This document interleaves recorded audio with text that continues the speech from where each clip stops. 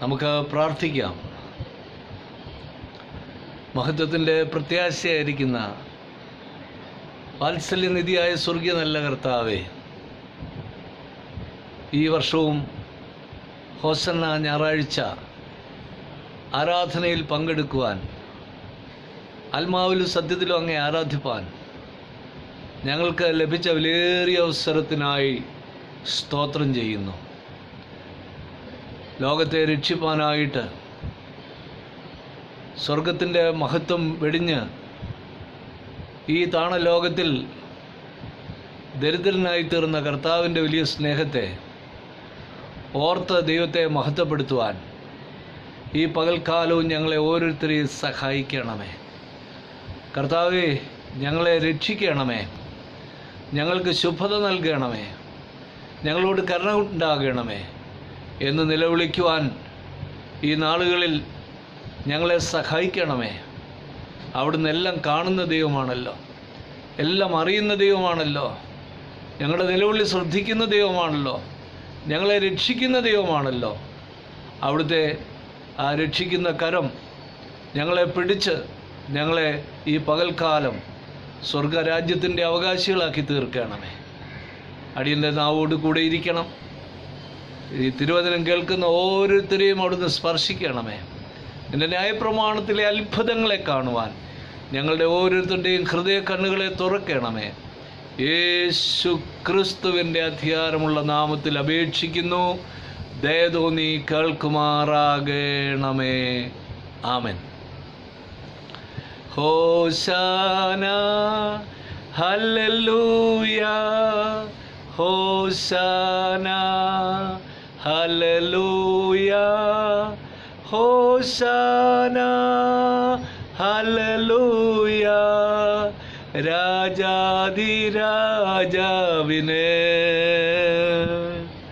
ഹോശാന ഹല്ലേലൂയ, ഹോശാന ഹല്ലേലൂയ, ഹോശാന ഹല്ലേലൂയ. രാജാധിരാജാവിനെ. ലൂക്കോസ് സുവിശേഷം 19-ാമത്തെ അധ്യായം 41-ാം വാക്യം. Jesus saw the city and wept over it. യേശു നഗരത്തെ നോക്കി കരഞ്ഞു. മത്തായി സുവിശേഷം 21-ാമത്തെ അധ്യായം 8 മുതൽ 11 വരെയുള്ള വാക്യങ്ങൾ ഞാൻ വായിക്കുന്നു. പുരുഷാരം മിക്കതും തങ്ങളുടെ വസ്ത്രം വഴിയിൽ വിരിച്ചു. മറ്റു ചിലർ വൃക്ഷങ്ങളിൽ നിന്ന് കൊമ്പ് വെട്ടി വഴിയിൽ വിതറി. മുന്നും പിന്നും നടക്കുന്ന പുരുഷാരം, ദാവീദ് പുത്രൻ ഹോസന്ന, കർത്താവിൻ്റെ നാമത്തിൽ വരുന്നവൻ വാഴ്ത്തപ്പെട്ടവൻ, അത്യുന്നതങ്ങളിൽ ഹോസന്ന എന്ന് ആർത്തുകൊണ്ടിരുന്നു. അവൻ യെരൂശലേമിൽ കടന്നപ്പോൾ നഗരം മുഴുവൻ ഇളകി. ഇവൻ ആരെന്ന് പറഞ്ഞു. ഇവൻ ഗലീലയിലെ നസ്രയത്തിൽ നിന്നുള്ള പ്രവാചകനായ യേശു എന്ന് പുരുഷാരം പറഞ്ഞു. യേശുക്രിസ്തുവിൻ്റെ യെരൂശലേം പ്രവേശനത്തെ അനുസ്മരിക്കുന്ന ദിനമാണ് ഹോസന്ന ഞായറാഴ്ച. യേശുക്രിസ്തുവിൻ്റെ ആ ട്രയംഫൽ എൻട്രി മത്തായി സുവിശേഷം 21-ലും മർക്കോസ് 11-ലും ലൂക്കോസ് 19-ലും യോഹന്നാൻ 12 മുതൽ 19 വരെയുള്ള വാക്യങ്ങളിലും രേഖപ്പെടുത്തിയിട്ടുണ്ട്. ഹോസന്ന ദിവസം യേശുവിൻ്റെ ജൈത്രയാത്ര വേളയിൽ ജനങ്ങൾ അന്ന് ആവേശത്താൽ പല അസാധാരണ കാര്യങ്ങൾ ചെയ്തു. അതിലൊന്നാണ് പുരുഷാരം തങ്ങളുടെ വസ്ത്രങ്ങൾ വഴിയിൽ യേശുവിൻ്റെ മുമ്പിൽ വിരിച്ചത്. നമുക്കറിയാം, വസ്ത്രങ്ങൾ മനുഷ്യൻ്റെ അടിസ്ഥാന ആവശ്യങ്ങളിലൊന്നാണ്. നഗ്നത മറയ്ക്കുന്നതിനാണ് വസ്ത്രങ്ങൾ ധരിക്കുന്നത്. എന്നാൽ ആധുനിക മനുഷ്യൻ ഫാഷന് മുൻതൂക്കം കൊടുക്കുന്ന വിധം വസ്ത്രധാരണ രീതി മാറ്റിയിട്ടുണ്ട്. ഈ വസ്ത്രധാരണം കാണുമ്പോൾ ആ വ്യക്തി ആരെന്നും ആ വ്യക്തിയുടെ പിന്നിലുള്ള വ്യക്തിത്വം എന്തെന്നും മനസ്സിലാക്കുവാനായിട്ട് കഴിയും. കാക്കി വസ്ത്രവും കാക്കി തൊപ്പിയും ഒക്കെ ധരിച്ചിരിക്കുന്ന ഒരാൾ പോലീസ് ഓഫീസറാണെന്ന് നമ്മൾ പറയും. കാക്കി ഡ്രസ്സ് ധരിച്ചാൽ KSEBിയിലെ ലൈൻമാനോ ട്രാൻസ്പോർട്ടിലെ ഡ്രൈവറോ കണ്ടക്ടറോ പോസ്റ്റ്മാനോ ഒക്കെ ആണെന്ന് സാധാരണ പറയും. കഴുത്തിൽ സ്റ്റെതസ്കോപ്പൊക്കെ വെച്ച് വെളുത്ത ഓവർകോട്ടും ധരിച്ചിരിക്കുന്ന ഒരാളെ കണ്ടാൽ അദ്ദേഹം ഒരു ഡോക്ടറാണെന്ന് നമ്മൾ പറയും. വെളുത്ത സാരിയും വെള്ള ഓവർകോട്ടും ധരിച്ചിരിക്കുന്ന ഒരാളെ കണ്ടാൽ, ഒരു സ്ത്രീയെ കണ്ടാൽ അതൊരു നേഴ്സാണെന്ന് പറയും. കാവ്യവസ്ത്രം പൂണൂലും ഒക്കെ ധരിച്ച ഒരാളെ കണ്ടാൽ സാധാരണ നമ്മൾ പറയുന്നത് ഇതൊരു സന്യാസിയാണ്. വെള്ളക്കുപ്പായവും കറുത്ത അരക്കെട്ടും ഒക്കെ കെട്ടിയ ആളിനെ കണ്ടാൽ പള്ളിയിലെ അച്ഛനാണ്, പട്ടക്കാരനാണ്. ഒരു ഖദർ വസ്ത്രധാരിയെ കണ്ടാൽ ഗാന്ധിയനാണ്, രാഷ്ട്രീയക്കാരനാണ്.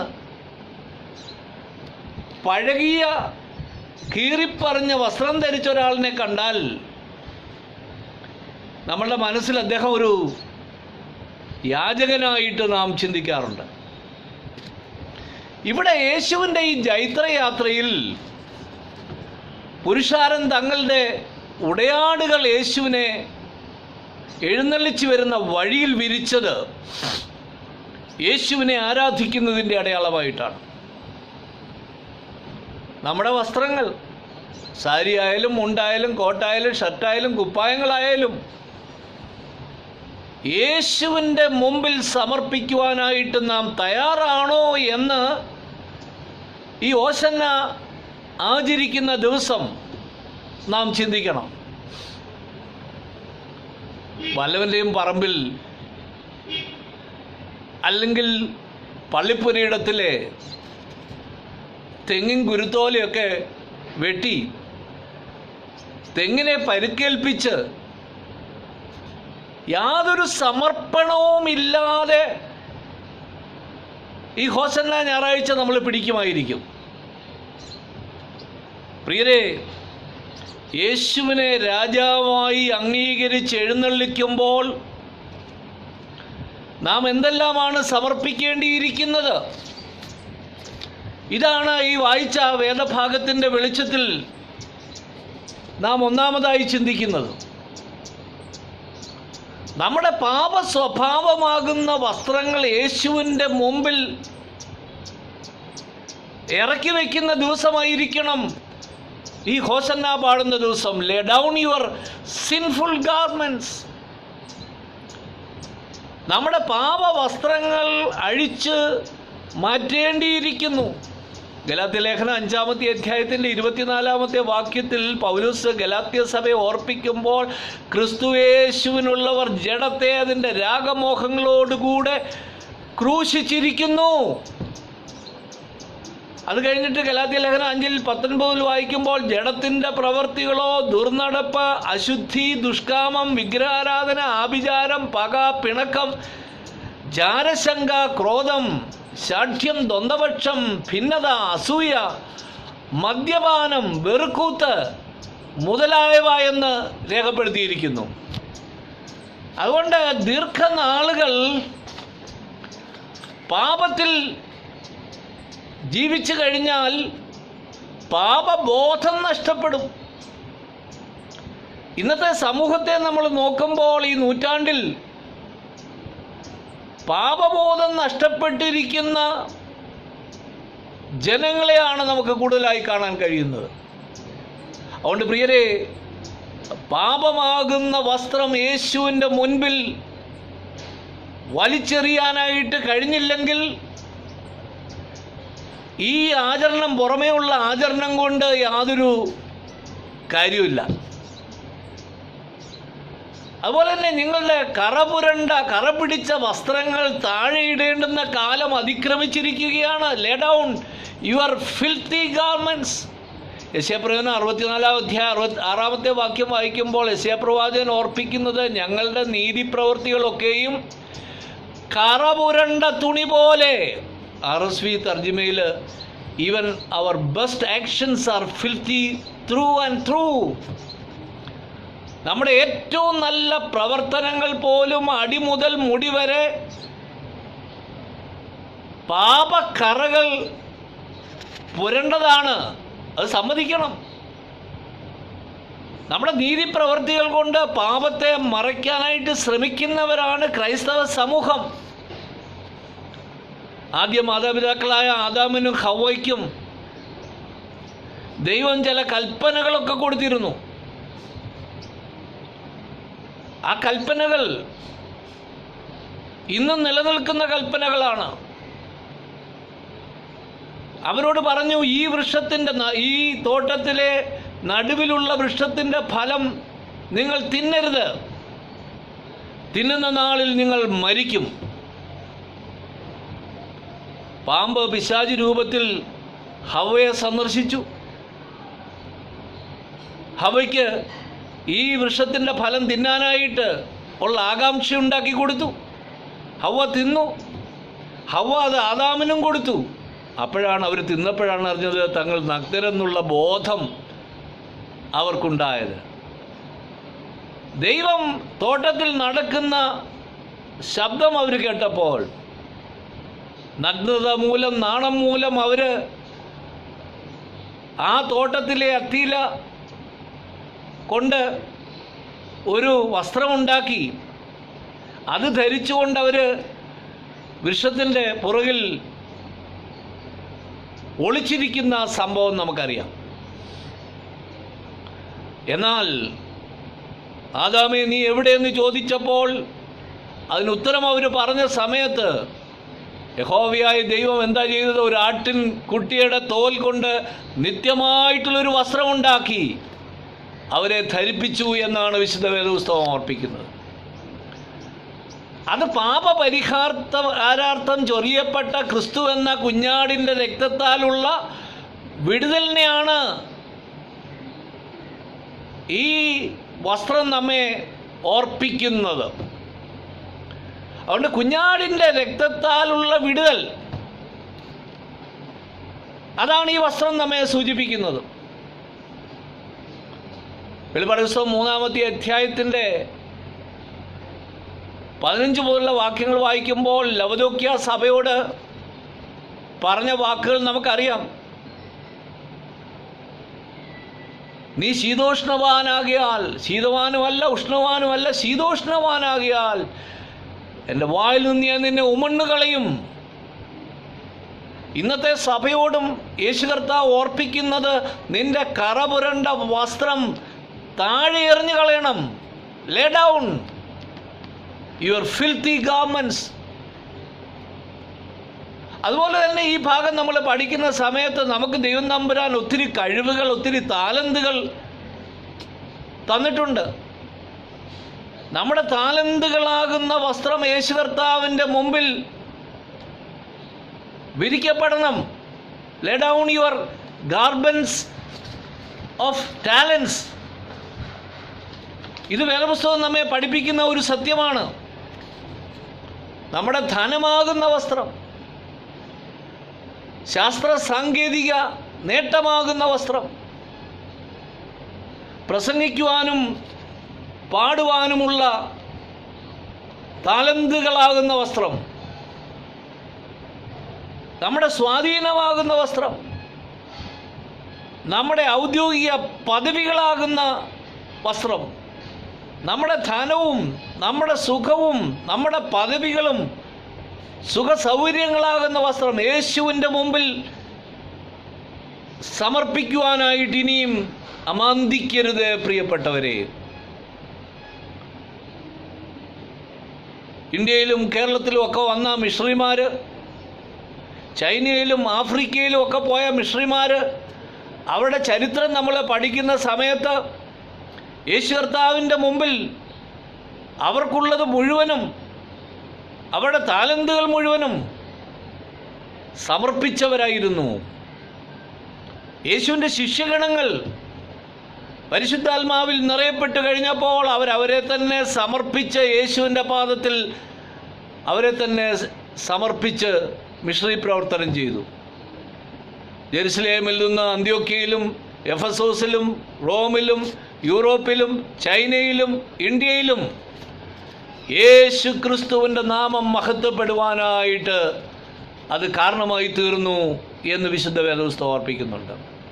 ചരിത്ര ഗ്രന്ഥങ്ങളൊക്കെ നമ്മൾ വായിക്കുന്ന സമയത്ത് 3 ഡോക്ടറേറ്റിന് ഉടമയായിരുന്ന ആൽബർട്ട് ഷെയ്സറിനെ കുറിച്ച് നാം വായിക്കുന്നുണ്ട്. 1952 അദ്ദേഹത്തിന് നോബൽ സമ്മാനം ലഭിച്ചു. അദ്ദേഹം തൻ്റെ സകല താലന്തുകളും കർത്താവിൻ്റെ മുമ്പിൽ സമർപ്പിച്ചു എന്നാണ് ചരിത്രം ഓർപ്പിക്കുന്നത്. 1896 ഒഡീഷയിൽ കുഷ്ഠരോഗികളുടെ ഇടയിൽ ഇവാഞ്ചലിക്കൽ മിഷണറി പ്രവർത്തനങ്ങൾ ആരംഭിച്ചു. 1965 ഓസ്ട്രേലിയയിൽ നിന്ന് കടന്നു വന്ന ബാപ്റ്റിസ്റ്റ് മിഷണറി ആയിരിക്കുന്ന ഗ്രഹാം സ്റ്റെയിൻസ് കുടുംബവും ആ മിഷനോട് ചേർന്നു 34 വർഷത്തെ കുഷ്ഠരോഗികളുടെ ഇടയിലെ പ്രവർത്തനം. അദ്ദേഹത്തിൻ്റെ ജീവിതത്തിൻ്റെ അന്ത്യം 1999 ജനുവരി മാസം 29 ബജറംഗ് ദൾ പ്രവർത്തകനായിരുന്ന ദാരാ സിംഗിൻ്റെ നേതൃത്വത്തിലുള്ള പ്രിയപ്പെട്ടവർ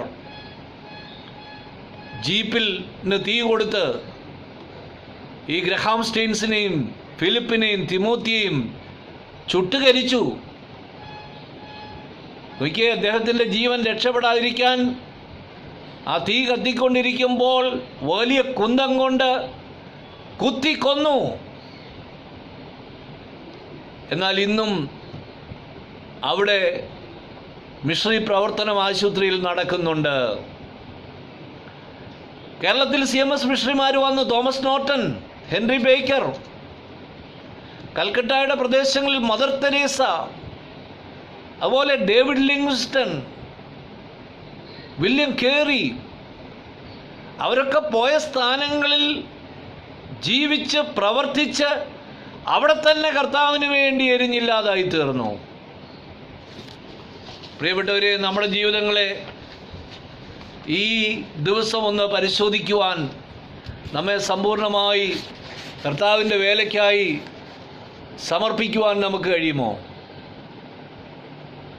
പുരുഷാരം തങ്ങളുടെ വസ്ത്രങ്ങൾ, വൃക്ഷങ്ങളുടെ കൊമ്പുകൾ യേശുവിന് നടക്കുവാനായി, സ്വീകരിക്കുവാനായി യേശു യാത്ര ചെയ്യുന്ന യെരുശലേമിലേക്ക് യാത്ര ചെയ്യുന്ന വഴിയിൽ വിരിച്ചു. വസ്ത്രങ്ങൾ യേശുവിന് മുമ്പിൽ ഇറക്കി വയ്ക്കണം. കറ പിടിച്ച വസ്ത്രങ്ങൾ താഴെയിടണം. നമ്മുടെ താലന്തുകളാകുന്ന വസ്ത്രങ്ങൾ അവന് മുമ്പിൽ ഇറക്കി വയ്ക്കണം. ഇതാണ് വിശുദ്ധ വേദപുസ്തകം നമ്മെ ഓർപ്പിക്കുന്ന ഒന്നാമത്തെ കാര്യം. രണ്ടാമത് നാം വായിച്ചത്, യേശു കഴുതപ്പുറത്ത് യെരുശലേമിലേക്ക് യാത്രയായി. യാത്ര പോകുന്ന സമയത്താണ് ഹോസന്ന ഹോസന്ന എന്നുള്ള വലിയ ആർപ്പുവിളിയുടെ ശബ്ദം കേട്ടത്. യേശു നടന്നു നീങ്ങുന്ന തെരുവീതിയിൽ യേശുവിനെ കാണാനായിട്ട് ധാരാളം സ്ത്രീ പുരുഷന്മാർ കൂടിയിരുന്നു. അവിടെ വായിക്കുന്ന, Jesus saw the city and wept over it. യേശു നഗരത്തെ നോക്കി കരഞ്ഞു. ജനം hosanna hosanna save us now, ഇപ്പോൾ ഞങ്ങളെ രക്ഷിക്കണമേ എന്ന് നിലവിളിച്ചപ്പോൾ, അവൻ നഗരത്തിന് സമീപിച്ചപ്പോൾ അതിനെ കണ്ട് അതിനെക്കുറിച്ച് കരഞ്ഞു എന്ന് വിശുദ്ധ വേദപുസ്തകം ഓർപ്പിക്കുകയാണ്.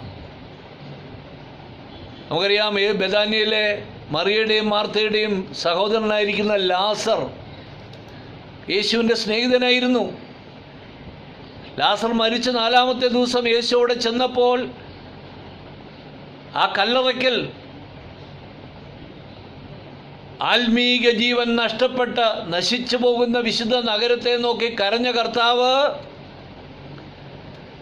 ഈ കല്ലറയിങ്കൽ ബെഥാന്യയിൽ വിലപിച്ചിരിക്കുന്ന ആ കുടുംബത്തിൻ്റെ കണ്ണുനീരിൽ കർത്താവും അലിഞ്ഞു ചേർന്നു. യേശു കണ്ണുനീർ വാർത്തു എന്ന് നമ്മളവിടെ വായിക്കുന്നുണ്ട്. യേശു ആ കല്ലറയുടെ മുമ്പിൽ വെച്ച് വിങ്ങി വിങ്ങി പൊട്ടിക്കരഞ്ഞു. അവൻ്റെ നെഞ്ച് വികസിക്കുന്നതും ചുരുങ്ങുന്നതും കാണത്തക്കവണ്ണം ശബ്ദം കേൾപ്പിച്ചുകൊണ്ട് വിലപിച്ച് കരഞ്ഞ യേശു ഇവിടെ യെരുശലേമിലേക്ക് പ്രവേശിക്കുമ്പോൾ യെരുശലേമിൻ്റെ ധാർമ്മികമായിട്ടുള്ള അധപ്പതനം കണ്ട് യേശു വിലപിച്ചു. അതിൻ്റെ നഗരത്തെക്കുറിച്ച് പ്രവചിച്ചും കരഞ്ഞും. അവൻ കരയുവാൻ പ്രേരകമായിട്ടുള്ള കാര്യങ്ങൾ എന്തൊക്കെയാണ്? അവിടെ രക്ഷയ്ക്കായിട്ട് ഇറങ്ങി ചെന്ന രാജാവിനെ അവർ നിർദാക്ഷിണ്യം തള്ളിക്കളഞ്ഞു. ഈ പരിതാപകരമായിട്ടുള്ള നിലയാണ് യേശുവിനെ കരയിപ്പിച്ചത്. കർത്താവ് നഗരത്തെ നോക്കി കരഞ്ഞു. മശിയയ്ക്ക് വേണ്ടി കാത്തിരുന്ന യഹൂദ ജനത്തിന് മശിയെ തിരിച്ചറിയാൻ കഴിയാതെ പോയ ആ ആത്മീക അന്ധകാരമാണ് യേശുവിനെ കരയിപ്പിച്ചത് എന്നുള്ളത് നാം പ്രത്യേകം ഓർക്കേണ്ടുന്നത് വളരെ ആവശ്യമാണ്. ഒരിക്കലും ഒരു പാവപ്പെട്ട വിധവ ഒരു വാടക വീട്ടിൽ താമസിച്ചിരുന്നു. 6 മാസത്തെ വാടക കുടിശ്ശിക അവർക്കുണ്ടായിരുന്നു. വീട്ടുകാർ വാടക ലഭിക്കാഞ്ഞിട്ട് വക്കീൽ നോട്ടീസ് അയച്ചു. കടം വീട്ടുവാനായിട്ട് യാതൊരു മാർഗവും അവർക്കുണ്ടായിരുന്നില്ല. ആ സമയത്താണ് ദേശനിവാസികളുടെ സ്ഥിതി നേരിട്ടറിയുവാനായിട്ട് നഗരാധിപൻ വേഷപ്രച്ഛന്നായി വീടുകൾ സന്ദർശിച്ചു. ഈ വിധവയുടെ വീട്ടിലും ചെന്നു. വിധവ നോക്കിയപ്പോൾ വാടകയ്ക്ക് വരുന്ന ആളെന്ന് മനസ്സിലാക്കി കതക് അടച്ചു കളഞ്ഞു. കതക് തുറന്നില്ല. അദ്ദേഹം വിളിച്ചിട്ട് പല പ്രാവശ്യം വിളിച്ചു, കതക് തുറന്നില്ല. ആ സമയത്ത് നഗരാധിപൻ ഒരു കത്തെഴുതി ആ വീടിന് വെളിയിൽ വെച്ചേച്ച് പോയി എന്ന് വായിക്കുകയുണ്ടായി. പ്രിയപ്പെട്ടവരെ, അപ്രകാരം തെറ്റിയുള്ള ദുഃഖം കൊണ്ട് ഒരു പ്രയോജനവുമില്ല. യേശു യെരുശലേമിനെ നോക്കി കരഞ്ഞു. ദൈവത്തിൻ്റെ ജനം ഭൗതിക കാര്യങ്ങളിൽ തൃപ്തിപ്പെട്ട ജനമാണ്. എന്നാൽ തങ്ങളുടെ ആത്മീകമായിട്ടുള്ള നില മനസ്സിലാക്കാൻ അവർ കഴിയാതെ പോയി. യെരുശലേം നഗരവും അതിൻ്റെ മഹിമകളും ആലയവും അതിലെ ബാഹ്യ ആരാധനകളും കൊണ്ട് ആ ജനം തൃപ്തരായി. അവരുടെ ആത്മീകമായിട്ടുള്ള ശോചനീയാവസ്ഥ യേശുവിനെ കരയിപ്പിച്ചു. പ്രിയപ്പെട്ടവരെ, മനുഷ്യൻ പുറമേ ഉള്ളതാണ് നോക്കുന്നത്. നമ്മുടെ കർത്താവ് മനുഷ്യൻ്റെ ഹൃദയത്തെ നോക്കുന്നവനാണ്. അവൻ്റെ കണ്ണ് തീജ്വാലയ്ക്ക് ഒത്ത കണ്ണാണ്. അവൻ്റെ ദൃഷ്ടിയിൽ എല്ലാവരുടെയും യഥാർത്ഥമായിട്ടുള്ള നില വെളിവാകും. അവർക്ക് വരാൻ പോകുന്ന ന്യായവിധിയെക്കുറിച്ച് ഉള്ള ഓർമ്മ യേശുവിനെ കരയിപ്പിച്ചു. ലവദോക്യ സഭയെക്കുറിച്ച് ഞാൻ പറഞ്ഞല്ലോ. ലവദോക്യ സഭയെ നോക്കി യോഹന്നാനോട് സംസാരിച്ച വാക്കുകൾ ഈ സമയത്ത് നമ്മുടെ മനസ്സിൽ കൂടെ കടത്തിവിടേണ്ടുന്നതാണ്. നീ ശീതോഷ്ണവാൻ, വായിൽ നിന്ന് മണ്ണ് കളയും. അന്നത്തെ യെരുശലേമിൻ്റെ നിലവാരം ലവദോക്യയുടെ സഭയുടെയിൽ നിന്ന് ഒട്ടും വ്യത്യസ്തമല്ലായിരുന്നു. ഈ അവസ്ഥയാണ് യേശുവിനെ കരയിപ്പിച്ചത്. പ്രിയപ്പെട്ടവരെ, ഞാനിത് പറയുമ്പോൾ ഈ 21-ാമത്തെ നൂറ്റാണ്ടിലെ സഭയുടെ ആത്മീയ നിലവാരം എങ്ങനെയിരിക്കുന്നു? എന്തെങ്കിലും വ്യത്യസ്തതയുണ്ടോ? യേശുവിനെ കരയിപ്പിക്കുന്ന ആത്മീയ നിലവാരം നമുക്കുണ്ടെങ്കിൽ ആ ആത്മീയ നിലവാരത്തിൽ നിന്നൊരു ഉദ്ധാരണം ഇന്നത്തെ സഭയ്ക്ക് ആവശ്യമാണ്.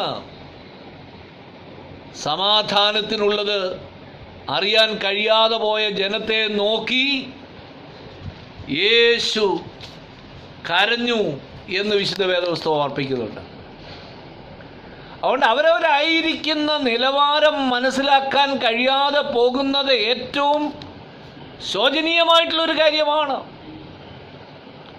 പരിസരങ്ങൾ മനസ്സിലാക്കി ഉണരാത്ത ജീവിതം ദയനീയമാണ്. ഇപ്പോൾ നാം ആയിരിക്കുന്നത് സമാധാനം നൽകുന്ന ഇടത്താണോ എന്ന് ഓരോരുത്തരും ഈ പകൽക്കാലം പരിശോധിക്കണം. അപകടം മനസ്സിലാക്കി പരിഹാരം കണ്ടുപിടിക്കണം.